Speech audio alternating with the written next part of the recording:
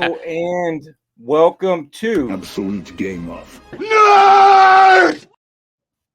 We are your non-geek, non-nerd hosts, Salt and Pepper, JP and Rohan. We have a special guest for our 80th show. He's someone who's going to help keep our channel minty fresh. Rohan, if you could please introduce our guest. So this is our 80th episode. So for our 80th, we got a big monster, a whale, I guess we should say. We have Gem Mint Collectibles. As far as I know, in terms of what we're doing here, I think you're the biggest channel I know of. So Gem, welcome to the show. Thanks for joining us. How you doing? You see me bouncing to that beat in the background. They caught me in the side. Yo, I'm doing good. Thanks for asking me to come on. Nice big round number for your boy. You got me talking about my favorite subject, so let's do it. Yeah, awesome. Yeah, so as I was telling you right before we jumped on here, both JP and I started back into the hobby in 2022. At that point, you were already a massive thing. Like when it comes to us starting to watch YouTube, like it was really the first two channels I ever heard of were yours and Comic Tom's, and then obviously you guys did stuff together. So I'm very curious to hear kind of about how it all started. And even before that, we always start out with the first question of what is your origin? So what is it that originally got you into this realm, this hobby in general, like way back to the kids or whatever? What is that? Yeah, and just before I even jump into that, so to understand what community you guys are from, because I kind of dip my hands in a few different areas.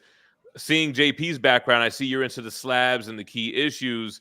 When you say you got back into the hobby, so you're talking like single issue comic books and keys and things of that nature? Yeah. Yes, the comic book hobby, but I think both of us are in that realm when we collect. Like, I don't think either of us are really run collectors. JP has a small run maybe here or there, but maybe I don't know if you guys are into the omnibus stuff or statue stuff, any kind of like collectibles or. Go ahead, JP. I have some Star Wars, G.I. Joe, He-Man, stuff like that. I think the statues are cool, but that's not something I've got into yet. But that's something we definitely have seen. But it's not really our. We go hunting, antique stores, shows, and things like that to find keys and long boxes, stuff like that. Got you. So you guys are comic guys. Are you more in the keys and like notable issues, like more on the collectible side? Or are you guys like readers as well? So I always tell people like my start was it was those early 90s Marvel cards. And so those got me into these characters. And then, so, as a kid, I did collect comics on the side of that too. And so for me, my big thing is I'm a big first appearance collector. I like history. And so it's like, I love this character. I want to go and get his first appearance. So that's kind of how I collect. Bro, and I would say my origin story, but I'll tell you after JP. Yeah. No, just I'm more of the key issue kind of guy. I've transitioned from those key issues from the Bronze Age to cover buys now. I haven't read a book in a long time, a comic. I tried to, but I just can't do it with time and whatnot. So I'm a cover guy. I love certain kinds of covers, as you can see, like by the Crow One, Punisher, things like that. So totally get it. So now I wanted to see where you guys were at, and I could definitely relate to that. I think I would consider myself more of a collector than a reader, but I do read as well.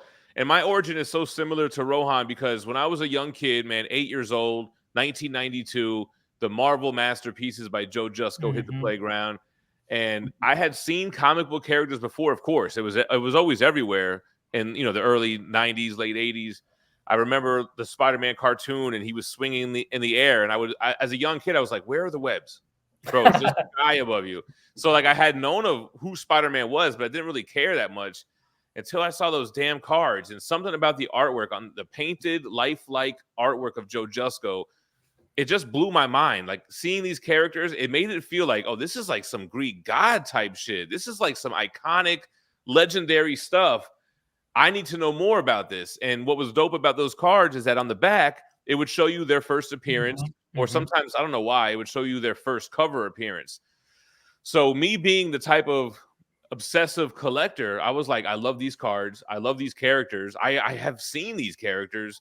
I want to read more about these characters. So those cards made me go into the comic shop, and that's when I learned what key issues were. And I was like, oh, so I can't just buy Hulk 181. I can't just buy New Mutants 87. Those are expensive or not even there or whatever. Right. So I settled for trade paperbacks. And the first trade paperbacks I read, I don't remember which one was first, but it was Death of Superman and Maximum Carnage. And I read both of those trade paperbacks from front to back. Obsessed now with Spider-Man and Mark Bagley artwork, and I'm still a big Superman fan, Dan Jurgens. And I was into it as a kid. And as a kid in the early 90s, forget about it. People often say it was nerdy to like comics, but man, what I remember in the early 90s is that shit was everywhere. Saturday morning cartoons, action figures, trading cards, video games. We had started to get movies, Batman and Batman Returns. So it was just everywhere at the time. And I was into it as a kid. And I probably, like a lot of us, kind of fell out of it when like girls and smoking weed and like teenager shit started happening, got heavy into music. And I fell back off of comic books. And I never really got into reading because I would go to like, my mall had a comic shop in the middle of the mall. And I'll never forget going there and being like, bro, there's like 17 titles of Spider-Man. How do I even know where to start? Or X-Men for that matter. And I started a pull list, I remember, and I just remember being so lost. The only things I really read besides those trade paperbacks was Spawn, because I remember going into the shop and the Spawn covers were just the ones that stood out. And I think I started picking up Spawn single issues around issue 50, and I got caught up with like the first 4 trade paperbacks, and I would pick up Spawn. And that's really the only comics I would read as a kid, and I wouldn't read really until later on as an adult, right before I started the channel. Got it. So then what is it that brought you back in then? So what got me back into it was, now I'm a dad, I'm a husband, I'm at work, I work at a cubicle.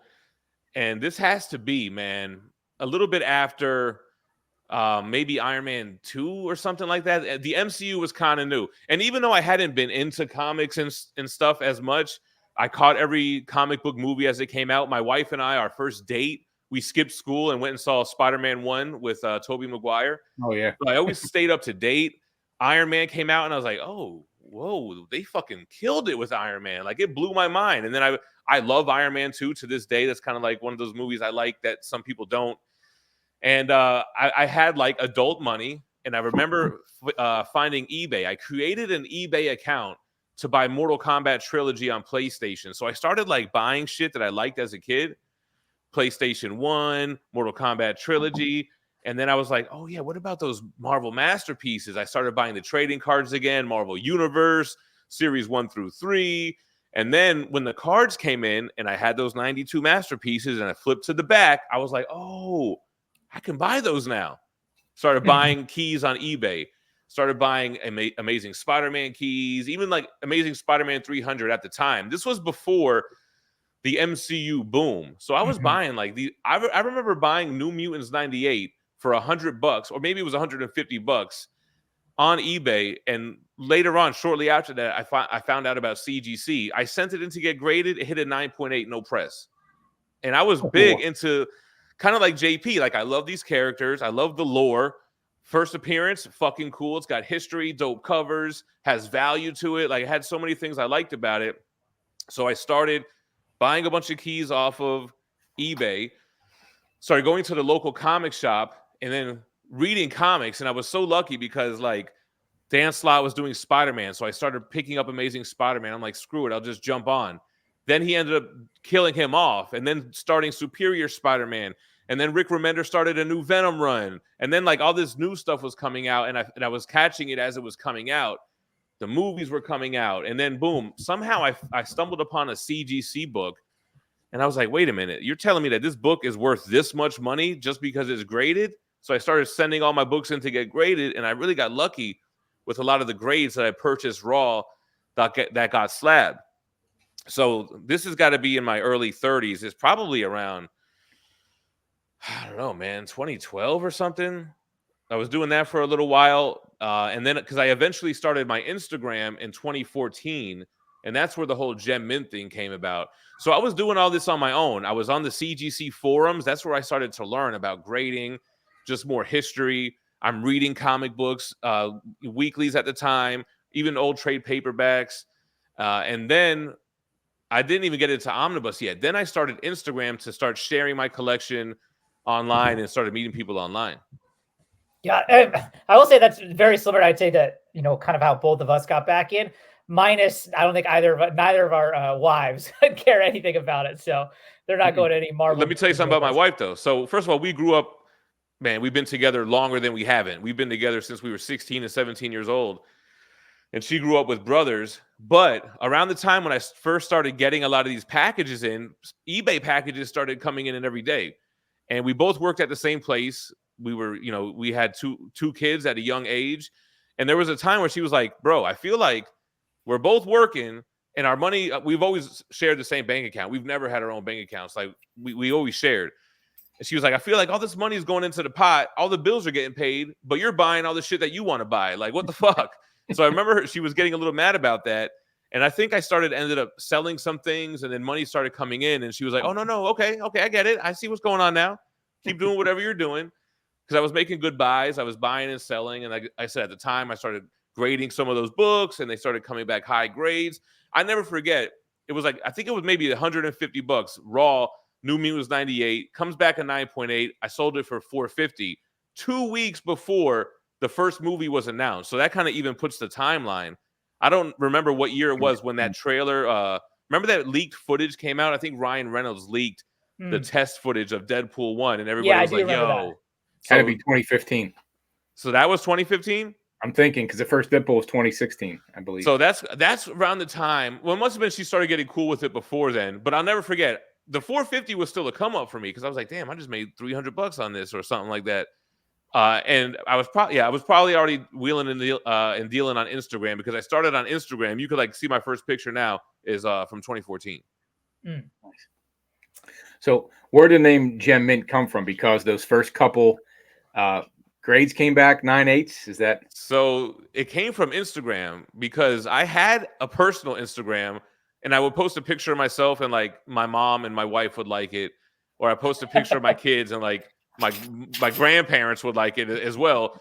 But I shared a picture of myself wearing a superhero shirt to this Instagram page called like Superhero Tees. If you sent them a picture of yourself wearing a tee, they would post it.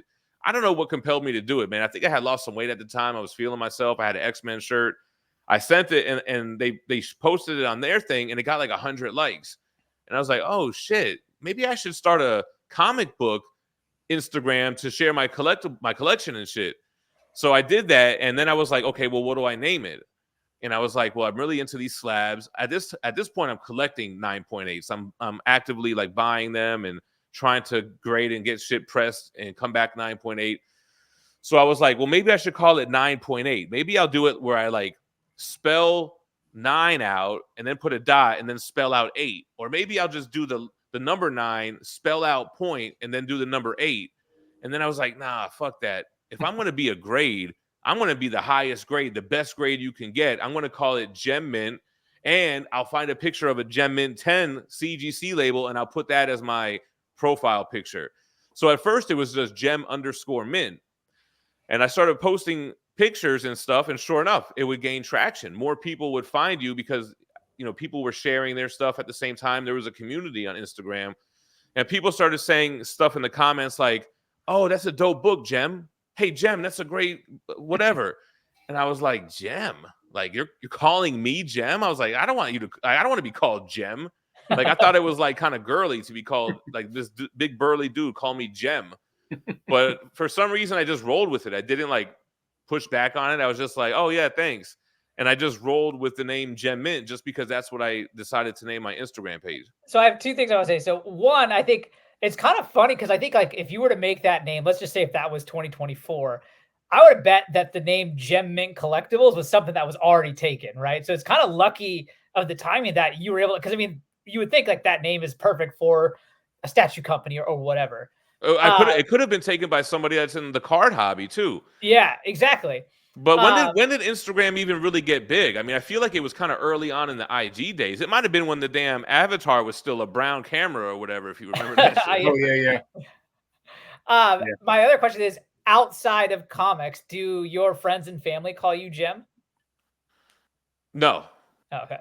No, they don't. Okay. My wife does, and I always like, why are you calling me Gem? And she's like, that's what everybody calls you. And I mean, the internet is our life. Like we don't, we've moved. We were raised in South Florida. We lived there for like 30 plus years. And then when I started the channel, we had recently just moved to Texas, and then we were there for 5 years, and now we're in Indiana. We've been here for like over, almost 2.5 years. So we've been bouncing around. I started this like, it's kind of a crazy story. I don't know if I even really told it that often, but we moved from Florida to Texas because I had a job opportunity, and we didn't even really tell anybody. We just packed. I mean, we told like her mom, and I think I didn't tell friends or family. I was kind of at the point in my life where I grew up with my friends, man. Like we raised each other. Like we were in the trenches together for years, man, from preteen to mid-20s, late 20s, early 30s. And I had 2 kids and they didn't. Like all my friends, they didn't really have kids. And I was feeling like I was on my own. And that friendship shit, man, for the situation I was in wasn't really it anymore. Like my family was more important. Like I had to get a job, take care of my family. And I was doing that. And I kind of felt like I hadn't really been interacting with my friends that I grew up with anymore. So when it was time to go, I was like, man, let's just go. I don't even really talk to these people like that anymore anyway. So we just bounced.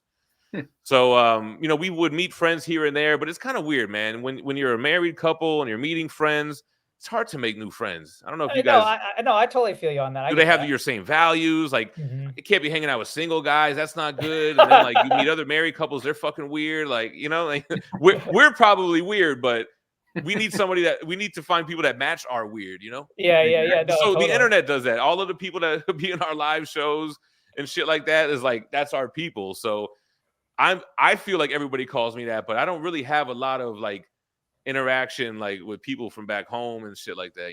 Yeah. So then what prompted you, like, your IG following is probably growing. What pushed you over the edge to start a YouTube channel? Yeah, I was making a name for myself on Instagram. I was kind of known for doing these raffles, which I probably shouldn't really get into too much, but if you've ever seen anybody do that, I was like the first one doing that shit, like legitimately. Is that like you talking about like where it's like here's ASM 350 people put in $10 and then there'll be a winner, that kind of thing? Right, exactly. Okay. I may or may have not done that in Instagram or in the early days. But I wanted to start a YouTube channel. I don't know why. I don't know what really compelled me to want to start a YouTube channel. I know that I knew TiVo from Lords of the Long Box and he had a YouTube channel. I don't really remember what did I started. Oh, you know what I think? No, I know what it was. So shout out, rest in peace to TiVo. The reason why I wanted to start a YouTube channel was because I had stumbled upon the omnibus format. I stumbled upon that right around the same time I stumbled upon the statues. The reason why I really knew about statues is because one of the people in the comic key community, his name is Eric, but it's spelled like E-Rich. I always called him E-Rich.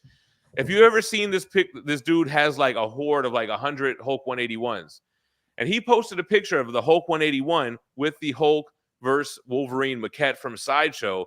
And I was like, I get it. You ever see the Always Sunny Danny DeVito? Like, I get it. I want that. So that was like my first statue I pre-ordered. Right around the same time, I had stumbled upon the Amazing Spider-Man Volume 1 Omnibus. And I'm like, hold on.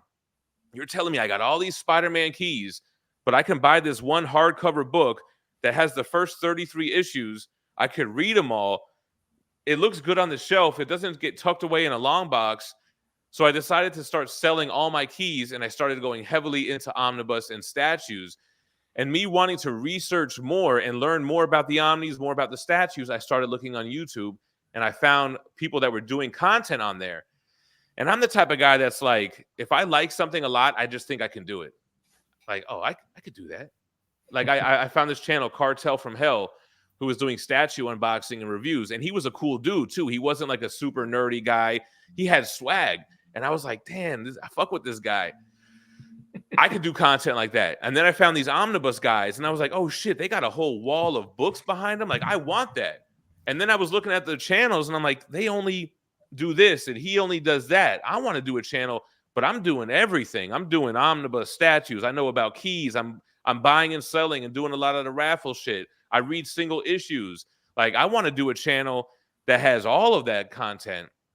And the other thing was, like, right before we moved to Texas, I had an hour and a half each way commute to work. I had took this job in Miami. That was like a 3-hour round trip because it was a promotion. I wanted to get into management, and I was doing that shit for like a year and a half. That shit fucking sucked, bro. Yo, 3 hours on a good day. Yeah. And that's West Palm to Miami, if you guys know South Florida. Yeah, a little bit. Anyway, I remember going through dude's whole catalog of videos and being like, that's it? Where's the next video, bro? Like, I'm watching these on the way to and from work. And I remember being like, bro, when I start my channel, I'm going to have a video every single day. This way, people that are going to and from work, or does people have something every day? And that was like my mission statement to myself. So when I eventually started the channel, I was like, bro, I got to have something every day. And it helped that I kind of was in all these different worlds because they were all things that I legitimately, dabbled in a little bit, right? Whether, like I say, keys, statues, omnis, single issues, all that. Got it. Now, I was going to say, when you said you started selling your comics to buy omnis and statues, when it comes to the omnibus, I mean, was there a drop off in sense of like, you talked about when you first got into the key issues, like one of the things you liked about it is like, oh, these things have a lot of value to them. So like, how does that play in with the omnibus? So I felt like the omnis had a lot of value as well. First of all, content wise, it's the best bang for your buck. I'm talking about every single issue from a Amazing Spider-Man, or if you look at their event books like Infinity Gauntlet has every tie-in, the Thanos quest, the main story, the epilogue stuff. So content-wise, it was always great. But what I learned about omnis early on was like, oh shit, you can buy them for like 50% off when they're in stock. When they're new books, you could buy them. At the time, I was buying them off in-stock trades. And I was like, bro, not only can you buy them 50% off, they sell out, and then they start going for over cover price on eBay. Like, this was the early days of omnis. So those were one of the things. I didn't buy them to sell, but it made me feel good knowing that, damn, I'm getting them for half off. Even if they go out of print and go for a cover price, you're up. You know what I'm saying? Right. So I kind of looked at it like, you can't lose on this omnibus format. I honestly, to be perfectly honest, I didn't really realize they were a thing that could sell out. Like, I thought they were. Yeah, so they go out of print, and then supply and demand. They go out of print. People find out about it. They want it. Like right now, Alien Volume 2 Omnibus. Pull it up on eBay. It's selling for $500 and up. Just for Volume 2, just because it's out of print. Now, the only thing that kind of killed the omnibus game was that Marvel got hip to it, and they started doing a lot of reprintings. So in the omnibus world, right now, if they announced a reprint for Alien Volume 2, immediately it's devalued on the aftermarket, which I don't give a shit either way, but that's just the facts. But being that you cannot buy it except for through a third party, another collector or whatever on eBay, it goes for those exorbitant amounts. All right, so then you started the channel. I mean, were you just like, you wanted gangbusters out the gate, videos every day? How, I mean, did that was there like, did you ever get to a point where you're like, okay, I'm kind of burned out or anything like that? Oh yeah, it took some years. Yeah. So what happened was I wanted to start the channel when I was living in Lantana, Florida, which is in Palm Beach County. And then I got the job opportunity to go to El Paso, Texas. So at this time, I'm doing this commute for a year and a half. And there were many days where I was like, I can't keep doing this, bro. This is fucking killing me. And it was a high stress environment. My boss at the time, she was a tough one, man. We had a good relationship, but she was tough. And when they offered me this, I was like, yo, you're telling me I'm going to be 1,500 miles away from any kind of authority figure. I'm going to be getting paid the same. I'll get a raise, a small raise or whatever. But then they were also like, bro, you don't understand. Like, El Paso cost of living is like crazy low. Like, you'll be able to buy a big ass house for way cheaper than anything here in Florida. So I was like, fuck it, man, let's do it. So I didn't start the channel. We moved to El Paso. They had me in an apartment it was supposed to be 3 months, but it ended up being 4 months paid for.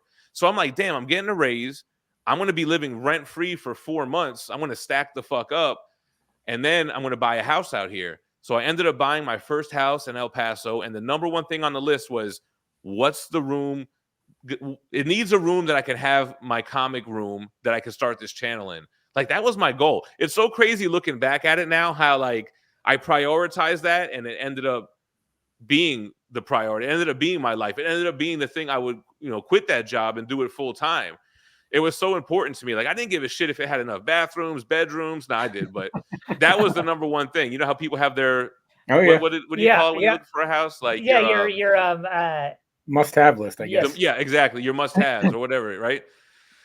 So the same month it might have been like I think we closed on the house on like September 13th, and I started the channel. The first video dropped October 20th. So a month in, I had set up the room. I was just so gung ho to start it. My first video on my channel is me putting my phone up at the edge of my desk and being like, "Yo, this is Gem Mint Collectibles.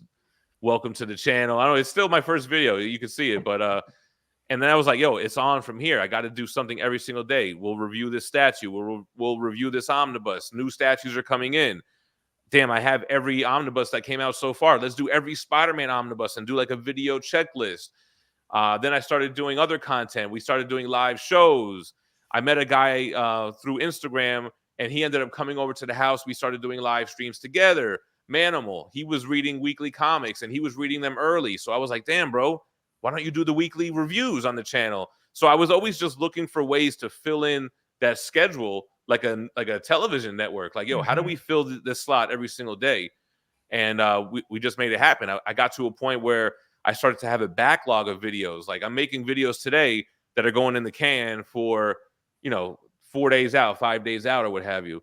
And it just so happened like that was good for the algorithm. I was sharing new and interesting stuff. Like, omnibus were not really that popular at the time. I mean, they were out. Like I said, there was people doing content on it, but I still, looking back, feel like it was pretty new in the game. And then with Sideshow too, I would say that Sideshow and the high-end collectible statue experienced a big growth spurt after those years. Not saying that I started it, but I'm just saying I got in early.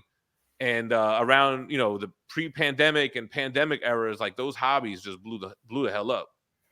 In making this kind of diversity of content, was there something that was always your favorite video to make?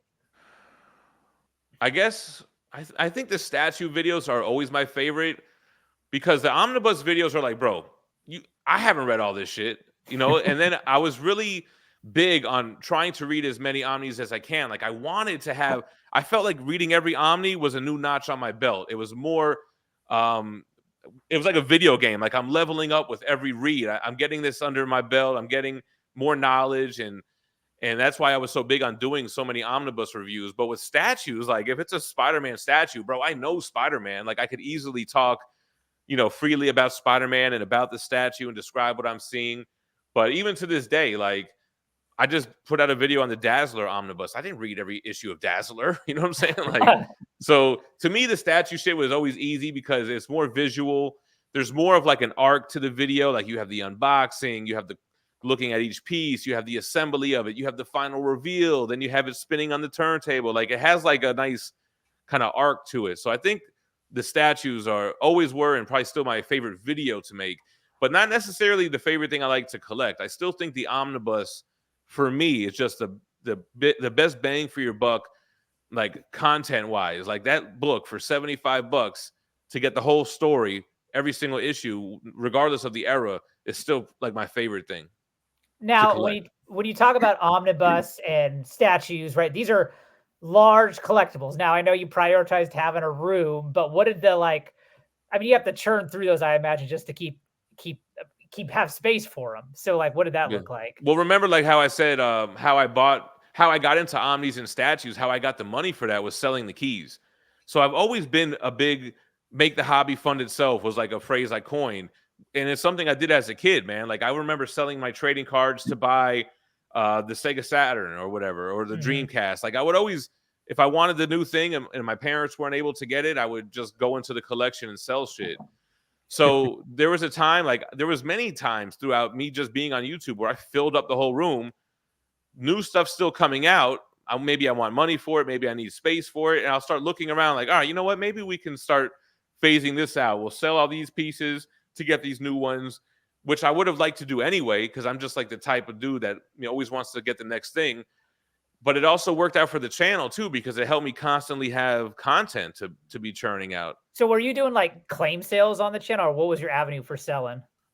No, so the statues would sell big during that time on Facebook. Facebook has the statue community there. So there was a lot of, or still is, a lot of buy, sell, trade groups. Then I started selling at a retail level statues from XM Studios, like overseas stuff. I was importing them and being like a third-party seller. So I was doing a lot of selling with statues, my personal stuff on Facebook, and then I had a website set up for those statues I was selling.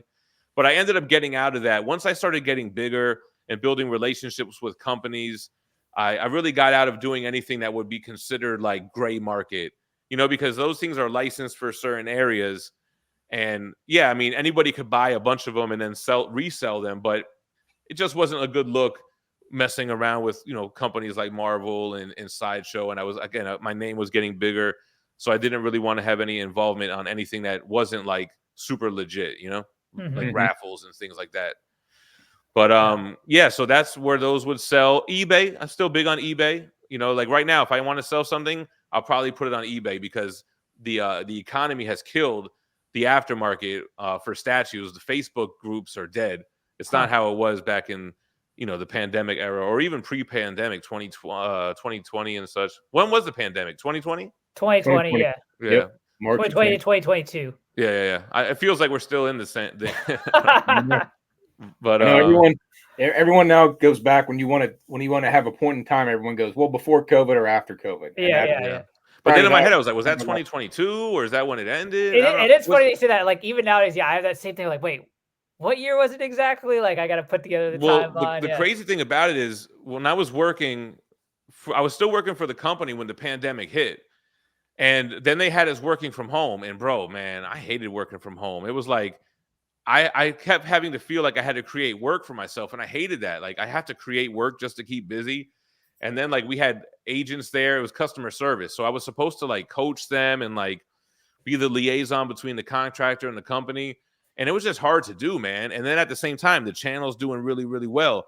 And I'm like, yo, I can probably just fucking do the channel full time. So ever since, the pandemic, I've been working from home. I haven't worked in an office since like 2019. So it just feels like a big blur to me, to be honest. Yeah. I was gonna say too, I imagine with all the statues coming in and going out, you have your room with that stuff. You probably have to have a whole room just for the packaging to be able to sell those and move those out of there. Yeah, we used to keep them in the garage. We did get a storage unit at one time when it was getting too crazy. But then I also am the type of dude, like when we have the whole room full of statues, I feel like the walls are closing in on me. I'm like, yo, we got to get rid of some of this shit. Like I love to collect. I love to buy, but I also do like to sell. So it's kind of like a crazy thing. I don't know if you guys ever get into selling or anything, but I don't know. There's the same high of selling like there is from buying, I feel like. So walls close in. I build a whole collection. What's that, JP? Oh, go ahead. Sorry. Go ahead. No. I was just saying that the eBay app, whenever it shows that 1 or 2 and that red, it gets me pumped and I sold something. So I get exactly. Oh yeah. So you do. So some people never sell anything, but yeah, I mean, if you're in this hobby, man, a lot of times you don't want to spend your money, like your work money, your family's money. So sometimes you want to have that. I call it monopoly money.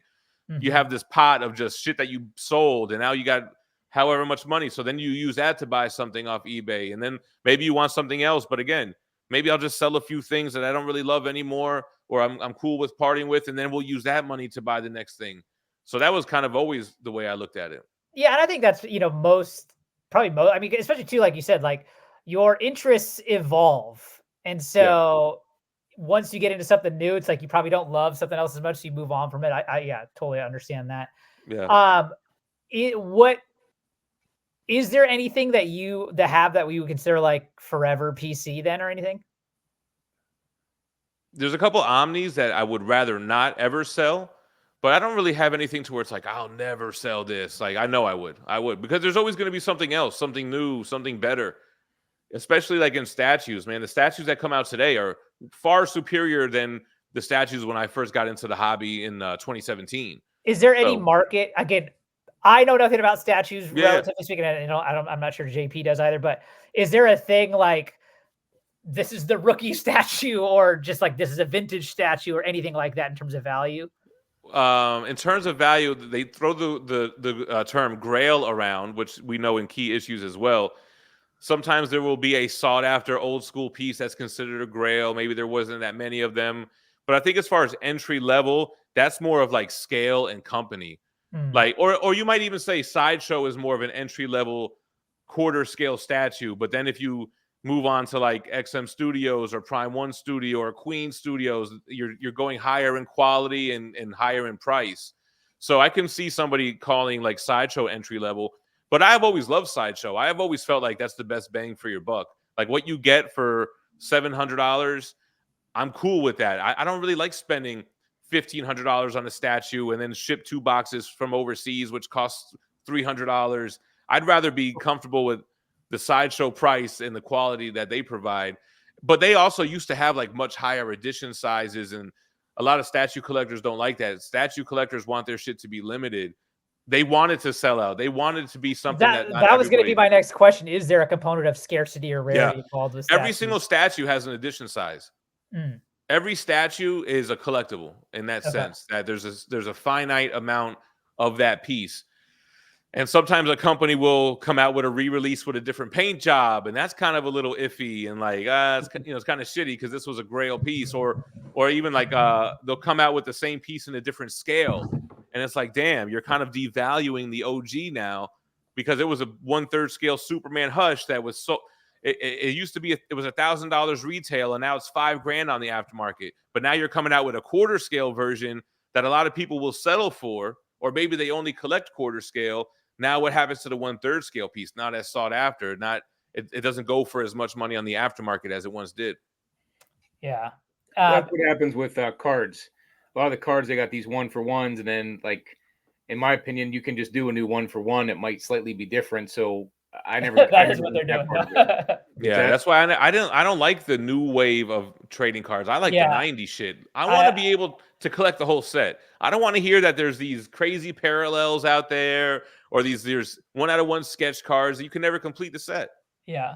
I'm just curious, just off the top of your head, do you have like a top 3 favorite statues that you've had in the past that just come right to your head? They're like, oh, that was the best. It's so hard because then like I was into Berserk statues. I had every Berserk statue, and they had a lot of great ones. And then I really like comic statues. Like off the top of my head, like Superman Hush that I mentioned in 1/3 scale was one of those ones.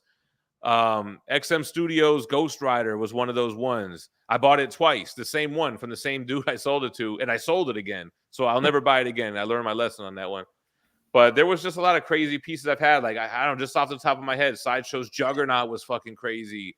What else? Prime One Studio Venom. Like I don't know, it's hard. There's so many of them. I've had hundreds of them before. Is there like have you ever thought about like, I don't know, getting into that kind of business as like I don't know, some component of it, like, I think it'd be a cool, I don't know, maybe a designer or anything of that capacity. Oh yeah. No, I would love to, man. I tried to get with some of these statue companies. Put me on as art director. Put me in. I want to be in those meetings, but I don't know, man. For some reason, they never never let me in.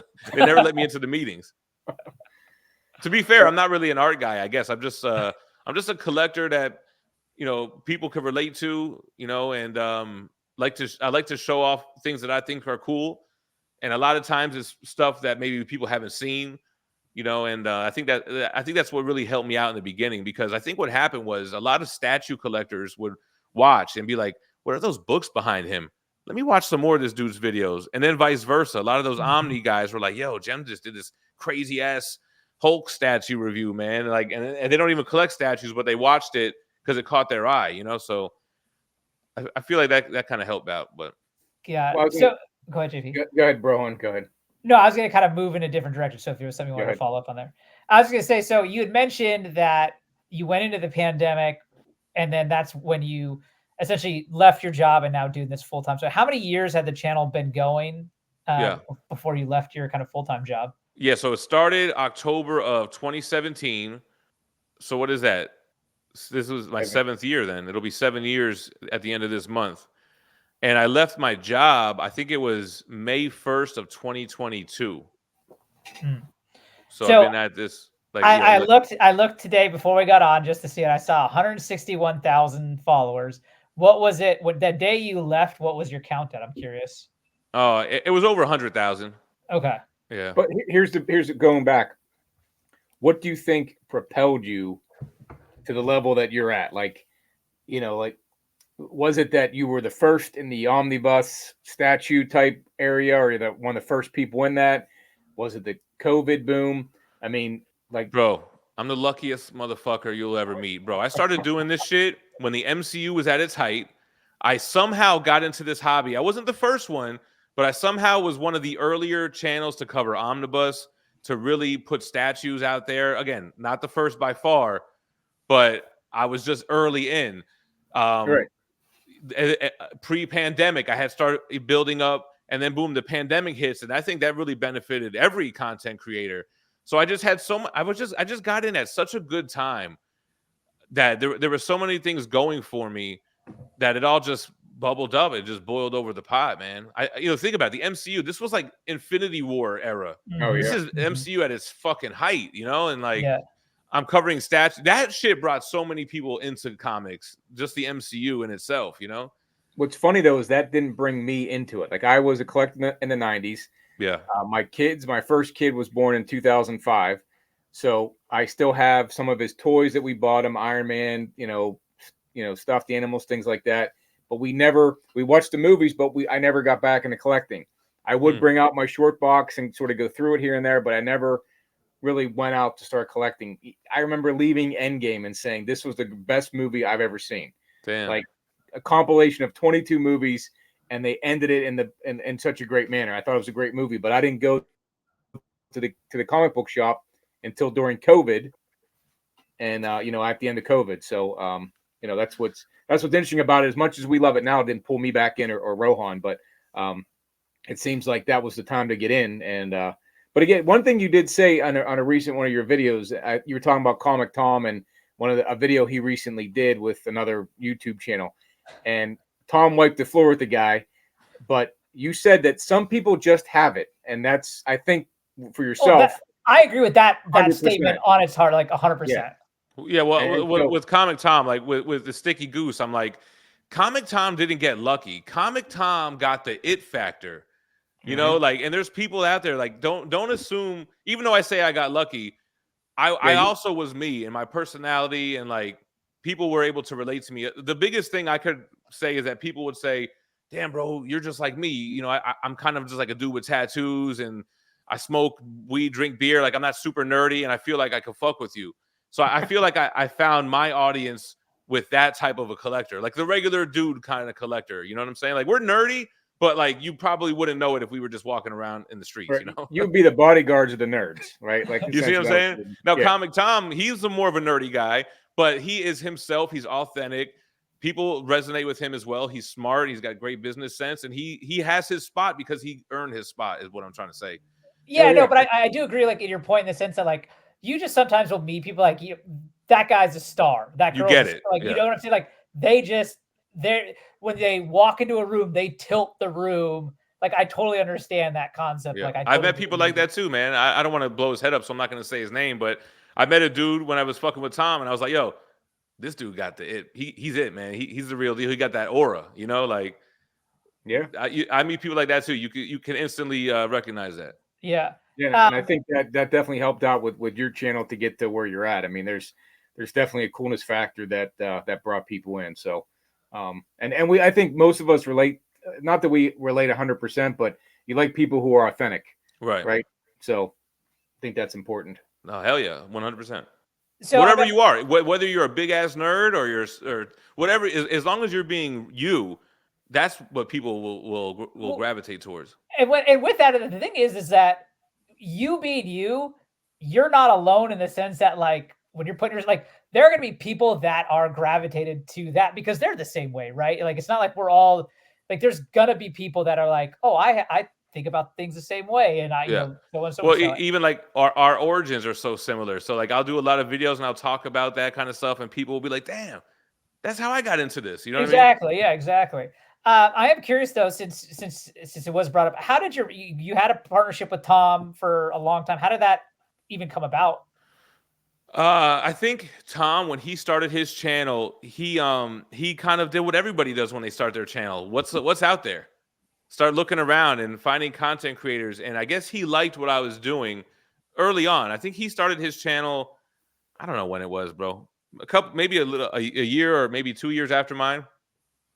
And he's told me the story. I think he even told his team, like, yo, we got to do it professional like this guy. Like, Well, I he was said one of that them. he said that on that video. He's like, when we Yeah. started, he's like, well, we're not gonna be Gem Mint yet, or something like that. He said, and when he said that, I was like, oh, I didn't, that comment alone, like, because again, like I didn't know you in the beginning or know of you, and so when he said that, I was like, oh, so Gem even goes back before Yeah. Tom, so that was interesting to me. So I think I might have had a 10K sub channel, maybe 20K, something like that. At the time was big. I mean, first of all, it's big now, no matter who you are. But it's like at the time, this is years ago. So he looked at it like thinking like, damn, we'll never be able to reach those heights. But see, me, I always looked at it like it's fucking possible, bro. Like I saw other channels, and I don't even remember looking at their sub count, but I knew that there were YouTubers who had thousands and hundreds of thousands of subscribers. So I never looked at it like, oh, I'll never be that. I was always the opposite way. Like if this motherfucker could do it, I could do it.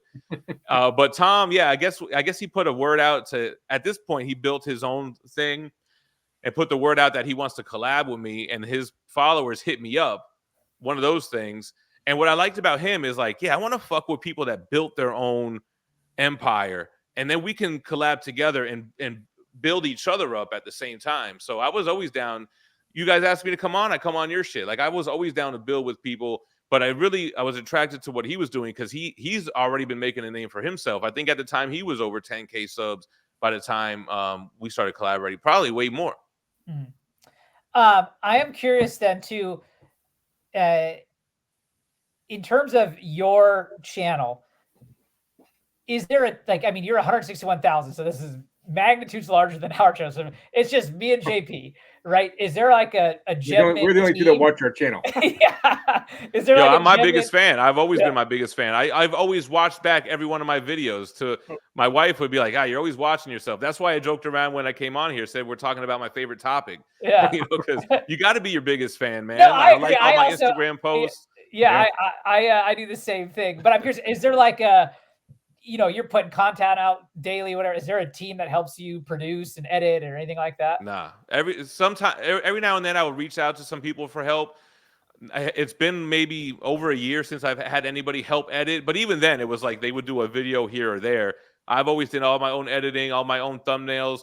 A couple of times I reached out to the dude that does Comic Tom's thumbnails, my man Gordy Powell, and I'll ask him, hey, make me a thumbnail, put my head on the Doomslayer body, some shit that he will do better than I can do. So he's helped me out a couple times, but like 99.9999% of the thumbnails, the editing, all has been just me, man. I can see how that becomes a full-time job then for you. Exactly. And the question, though, it has, like any business, you got to reinvest into the business itself. So do you think that reinvestment into, I don't know, the software, editing, helped the channel, or was it more the content and what you bought, maybe reinvesting the dollars to buy the statue? It ain't the equipment, bro. Right? The majority of my channel was done on my iPhone. And see, and that's what one of our friends, Lunch Money Comics, Mike, who does everything on his iPhone. Yeah. But I've heard just like how do you do the thumbnails and the clicks and all that stuff. I wouldn't know if that was like a big. So I think I worried about that more than the audience did. I feel like I cared more about the production value. I cared more about having a better mic, better camera, better thumbnail, because so many of my shits that were big were way before that. To this day, they sit there with the same thumbnail that I would screenshot from the video, put it in the Instagram story to be able to put text over it. That's exactly how I make. That's how I make my thumbnails too. Same thing. Let me tell you something. That's all you need, man. I got traction off of that. The more shit I bought and put time into did just that. It just ate up more time. But it really, if anything, I got worse views over the years because I started losing myself and what it was that people were drawn to. I started to feel like I got to have a professional look. Maybe I should talk more professional. Maybe I shouldn't drink beers on stream and drop the F-bomb. Like, I started to like change when it's like, that's not what people signed up for, bro. Like I lost myself in that whole shuffle.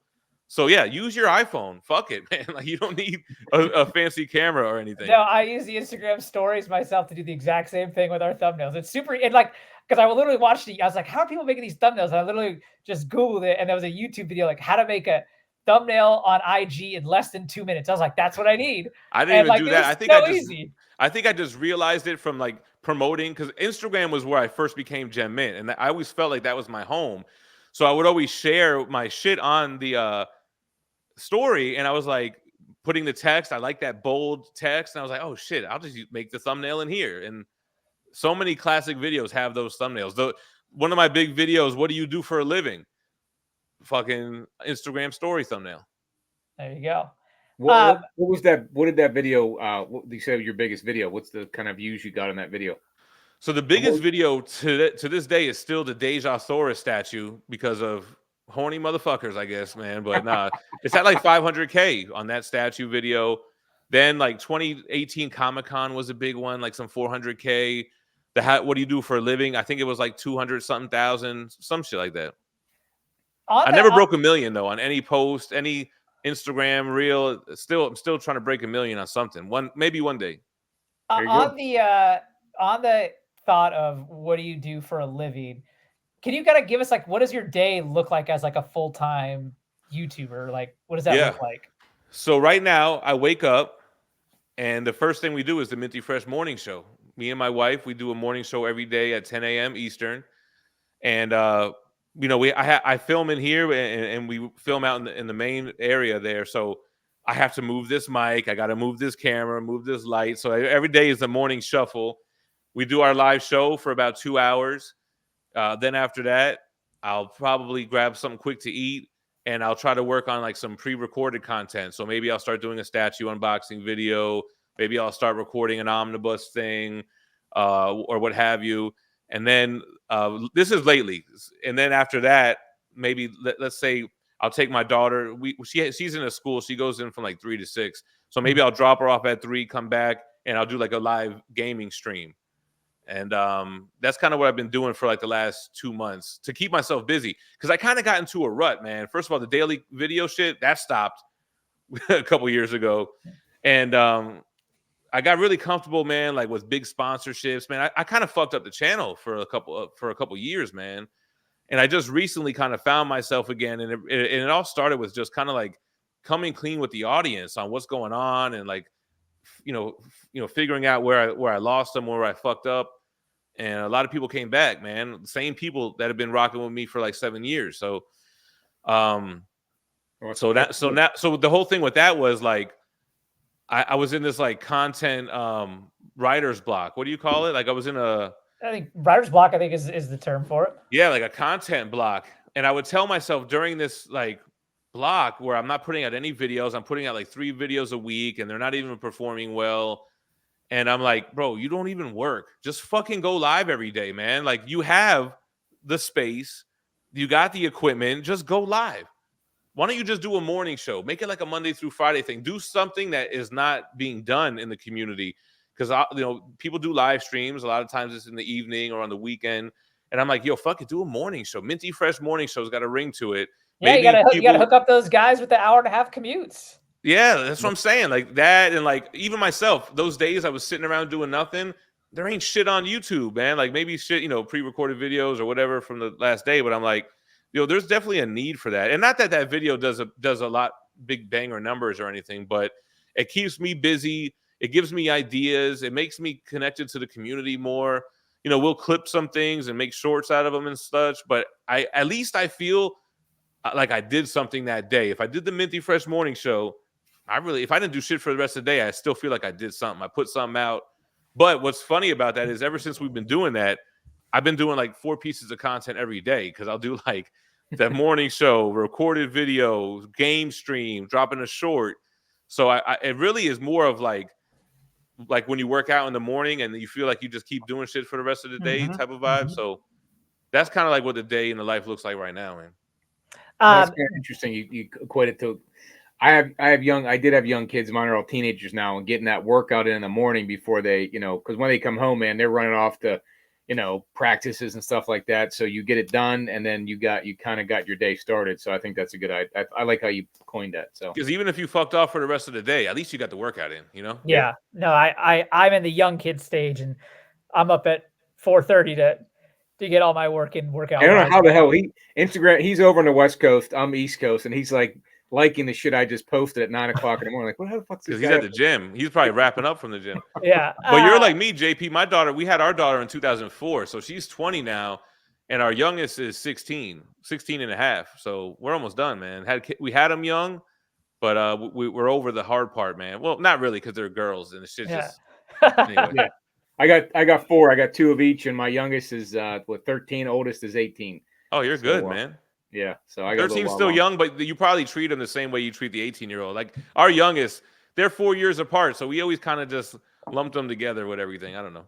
Well, it's my youngest is she's into manga, so she's kind of like that stuff's pretty mature in a sense, so she can kind of lump in with the rest of the kids. So yeah, she's. But you know how it is. You get less strict with each new kid. Oh, yeah. And I only got 2, but we grew up with our kids, man. I mean, you seem like you're probably around my age. You probably had them young as well, it seems. Yeah, I'm 46, so I got so mine we were in our mid-20s, you know. Yeah. But yeah, so I mean, I had buddies of mine in college whose dads were like 70 coming their graduation. So I was trying not to be that old when I had them. I know. I'm 40 now. So I had her, I was 20 when she was born. But yo, every year it was their birthday. I was like, fuck, I'm 21, 22, 23, doing 40. Like that shit goes so quick when you have kids, I feel like.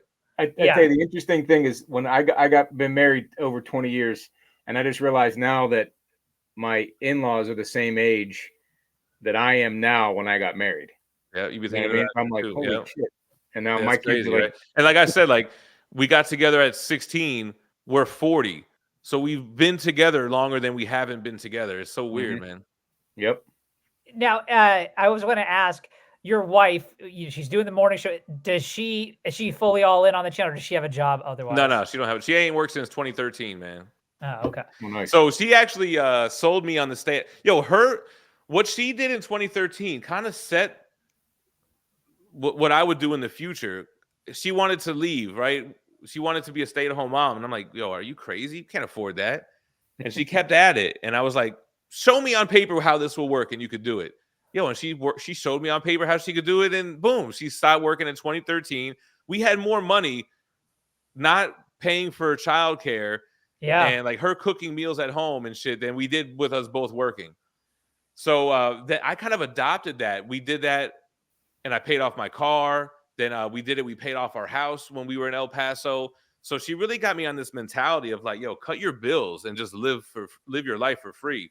So like I would do a lot of things like build up a whole collection, then sell it all, boom, paid off the car. And then I was like, damn, we could probably do this with the fucking house, man. The house we only owed like, it wasn't a crazy expensive house. Like I said, low cost of living. And we ended up having the paid off house in El Paso, bro. No fucking bills, was crazy. But that's when I learned about property tax. And I'm like, so basically I got to tuck $500 a month for life anyway. Yeah. That's what really kind of made me start thinking, man, I was making a lot of money at the time. I was like, man, let's just buy a big ass house. We're going to have to pay every month anyway, even if you pay the shit off. But I kind of messed up I definitely messed up. And I bought this big ass house thinking like, yo, wouldn't it be cool as a viewer? Like you're following this guy and he's got this collection and then boom, they go to this crazy new basement and it's all decked out, like customized shelving and floors. And I did all that. And then boom, it didn't really work, man. Like it didn't really have the impact I thought it was gonna. And coupled with other things kind of just got me into like, I don't know, this kind of like a slump, I would say. Until I would say maybe about like a couple of months ago, actually. Yeah, I mean, I was gonna, if you don't mind talking about it a little bit, I mean, that video, I overshare, bro. Yeah, the video you released when you're like, I made a mistake, I shouldn't have bought this house, etc. Like, that was so like, I love this because like it was so real, it was so authentic, like you know what I mean, like and that honestly, that's what promised. Like, I want to reach out to this guy, I want to see if he wants to come on, I just want to talk to him. So, talk to me a little bit about like kind of. You said like you bought the house, you thought it was going to do this for you, but it didn't. Kind of explain that a little bit more in detail, if you don't mind. Yeah, like I said, like I always looked at it through the lens of like, what would I think if I was watching it? Like if I was watching this dude and like the channel's big and like it's cool, but he's got like these, like IKEA furniture, he's got this, great carpet. Like imagine seeing that like evolve into this fucking crazy thing, right? Like I knew it. Like, well, we're gonna do the blue epoxy floors, or I didn't know it was gonna be blue at the time, but then I was like, yo, dude, Gem Mint blue. I don't know. I just thought it would be like the natural evolution of the channel. And shit, maybe it would have worked had things maybe been different. Maybe if the economy didn't go south like it did. Maybe if I never partnered with Whatnot and got roped into this influencer kind of a thing. Like who the fuck knows, man? But for whatever reason, one way or the other, it just it didn't have the impact I thought it would have. And me, I don't know, it was just so many things. All the good things that happened that helped the channel grow, there was like a similar downfall of a bunch of bad things that happened. That was like, fuck, man. It just like everything came kind of falling down. And I made that video, bro. I had no idea how it was going to be received. I assumed it was gonna, because I see a lot of negative comments in over time. And I assumed when I put that video out, I was gonna hear the "I told you so's," "You're such an idiot," who would have done it, whatever. Like I expected the worst, but I just felt like I got to get this off my fucking chest, man. Like whatever happens, whatever the consequences. And the last thing I thought was going to be an outpour of people being like, "Yo, that's so relatable. I've gone through that same thing." Just because you're a YouTuber, I mean, people do it all the time. They get a big promotion, big job change, influx of money, and then they increase their cost of living, and then you think that's going to be the same forever, and it's not. It was relatable to I got so many, even the comments on that video, but like emails and texts and phone calls, and like it just resonated with so many people. And I think it brought a lot of the authenticity back. I didn't feel like I had to put on this front like I'm Gem Mint. Like, nah, man, I'm still the same guy from before, man. And I let shit maybe get to my head, or maybe I let my wanting to have the better looking quality, and then coupling that with trying to be more professional and morphing into this thing that's not what it was in the start, So I'm glad I made the video. Shit, even though I don't like that it happened, but maybe it had to happen. Maybe it was supposed to happen. I mean, yeah, in a few years you could look back and be like, that was the best thing that ever happened to me. That I made the video. Yeah, man, for real, it probably was. And sometimes like I think, man, why is this shit not selling? Maybe it wasn't supposed to sell yet. Maybe I was supposed to. Maybe we do this for a reason, bro. Like, not to get like really like religious with it, but like I get a lot of messages of like, your videos help me do this, help me do that. Like maybe I'm supposed to do this, and maybe I had to like make sure I got the channel right and the connection with people right before I learned this lesson. Maybe I needed to learn it without just getting out of it so easily, Yeah, and then you said earlier when you were talking about doing the daily minty fresh in the morning, like this is your kind of new routine as of a couple months ago. Was that the catalyst for this new routine then?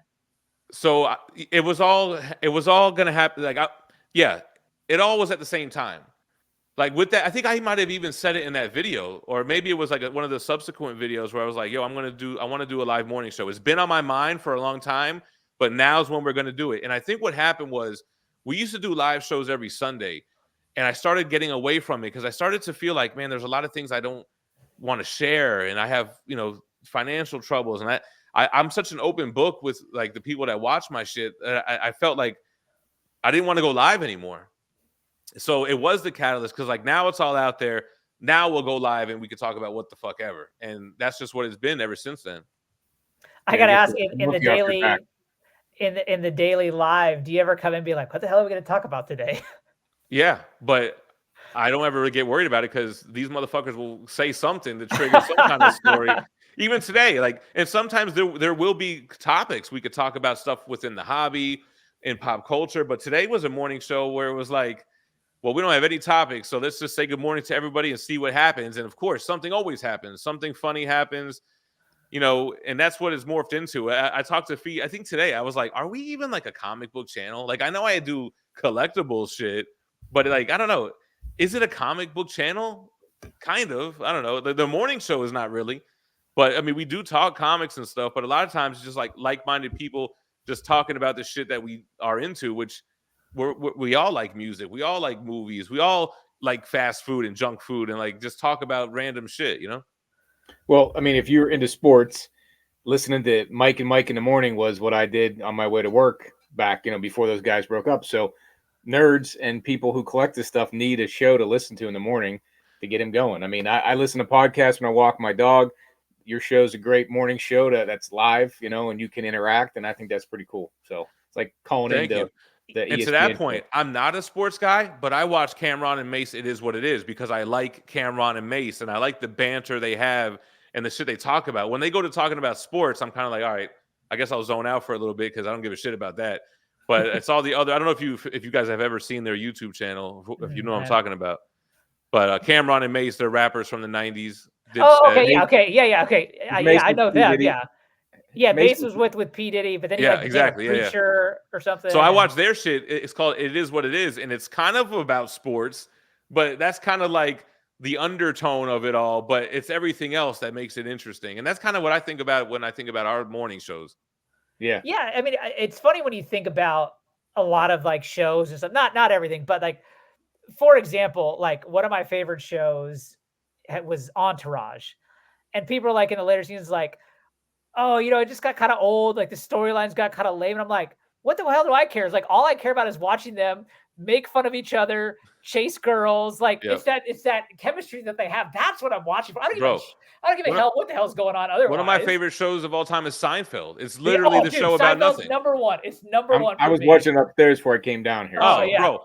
My mind is a Rolodex of Simpsons and Seinfeld quotes. Like, bro, that's and Mortal Kombat fatalities. Like, bro, that's all I think about. So, like, yeah, what is Seinfeld about? It's about people that you like that are funny that just get into situations. Like, well, not only that, like Seinfeld also for me is my absolute number one show. And you think about it, it was like in the 90s, early 90s, like every episode I still like though is still so relatable to what is going on in life today, bro. And you could randomize and put any episode in it. You could just jump in. It doesn't need to follow a chronological thing. Yeah, that's definitely my favorite live action sitcom, easily.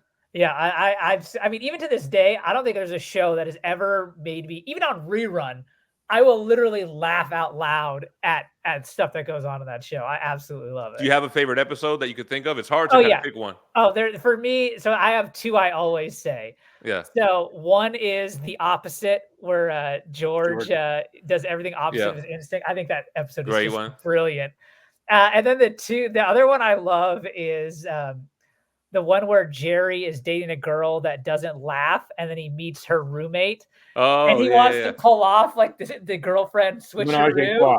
Yeah, and so then they come up with a menage, and so she's into it. Yeah, that's why my all-time favorite line from any movie, show, whatever, is when after he tells George that, and he goes, "Do you ever get down on your knees and thank God you have access to my dementia?" He's like, I can't be an orgy guy. Then I got to get robes and lotions. Yeah, I got to get new bed sheets and new curtains and new. He's like, I'm not ready for that. And George was so pissed. Yeah, and he's like, you couldn't do it either. He's like, I know. What, JP? You got a favorite one? I was just thinking that I love. Oh Jesus! I'm drawing a blank on Kramer. He's just my favorite. Like when he was driving a bus with the bagels. Oh, dude! And, I don't know. We always talk about in the morning show now. How do you like your bagels now with the whole strike and everything? That's also JP. That Kramer driving the bus. That's one of my other favorite scenes when he's telling George and Jerry the story. He's like, a guy gets onto the bus, he knocks the bus driver out. Oh yeah. Yeah. No, he's like, George goes, "You're Batman." You're Batman. Yeah. I think my favorite episode is the Kenny Rogers Roasters episode. Oh yeah, it's so good. And Jerry becomes Kramer sleeping in his thing. Oh, I'm stressed. Yeah, he's like, "How about no sleep?" Yeah.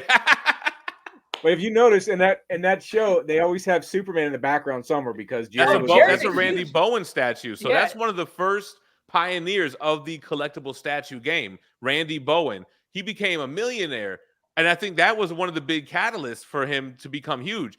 He had a license with Marvel. He did every fucking character. And that's like what the real OGs collect are Bowens. If you ever hear the term Bowens, it's because Randy Bowen sculpted and produced all those. And his Superman was in almost every episode of Seinfeld. Well, yeah, I mean, Jerry's a huge, I mean, his bank password is Jarrell, right? Yeah. That episode where the Bizarros. I choose not to run. He was like, I'm finally dating a woman named Lois. Like, it's all about And Superman. He kept calling her Lois in like a serious tone. Yeah. Lois. Yeah, and I always wondered if like there's certain like Nick Cage has a pretty cool collection or did, and I was always curious what Seinfeld's collection would look like if I think he has cars, isn't it? It's Leno, I think. Leno has cars. But I think Jerry too, because he's got Jerry's that comedian and cars and coffee show. Yeah. But I don't know if he ever. I mean, he could have got an Action 1. He's rich as fuck. Yeah. Nick Cage had one too, but it was a restored copy, which is still a lot of money. But no, Nick Cage had one of the two 9.0s once, and then it got stolen, and there's that whole. But it wasn't it was conserved maybe or some shit. No, I mean now it's owned by the guy that owns the 9.0 owns both of the 9.0s, and it's like in England at a museum. That one crazy guy, right? Yeah, I don't know his name, but he has like a museum though there that you can go see him at. But one of those, I think it was Nick Cage's copy, and it was just a Blue Label 9.0. I thought it was restored, man. Was it Blue Label 9.0? Yeah, because but at the time it was what, like $1 million, like not uber expensive. Yeah, for I think it sold for like 1.5. Yeah, but then it sold for like 3.5, or was that a higher grade? No, 9.0 is the highest grade there is. So I think it eventually sold for 3.5. Yeah, you may be right, but you can look up on YouTube. Because we once had Vince, who's the president of Comic Connect, and he's told this story. Like, you can look up the video that goes through the whole Nick Cage stolen action one, and you can see it. So damn. But I love to see if Seinfeld, he never referenced the comic book side of it, but if he has it, and if he, cars are cool, but like he'd be more connected with us if he had an action one or one or something like that. So there we go. That's how we're gonna go from Gem Mint. We're gonna get Jerry Seinfeld on episode. But no, funny enough, like when I was getting my channel was getting bigger, I was like, maybe we can get Eminem. I know he collects comics. Like, maybe we can get Method Man. Like I never could get them, but does Method Man collect comics? Who's that? Does Method Man collect comics? I know. Yeah, Eminem but does. I think somebody asked him what his most expensive comic was, and it was Hulk 181. It's like, come on, Meth. You can do better than that, man.